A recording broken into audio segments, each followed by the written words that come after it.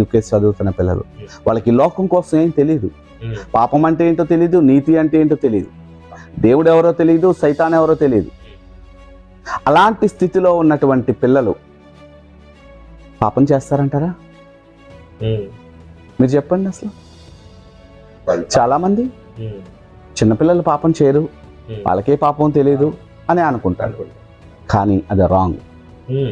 అక్కడ నేను గమనించింది, ఆ తర్వాత నేను ఆ విషయాన్ని ధ్యానం చేస్తే దేవుడు నాకు చెప్పింది ఏంటంటే, వీడు పక్కవాడిని కొడతాడు, వాడు ఏడుస్తాడు, వాడు ఏడిస్తే వాడు ఏడ్చి కొంతసేపుడికి అంటాడు టీచర్తో చెప్తానండి, మాస్టర్తో చెప్తానండి అంటే, వీడు ఎప్పుడైతే అలా భయపడ్డాడో వాడు ఇంకా నేను చెప్తాను, ఇప్పుడే వెళ్ళి చెప్తానని అంటాడు.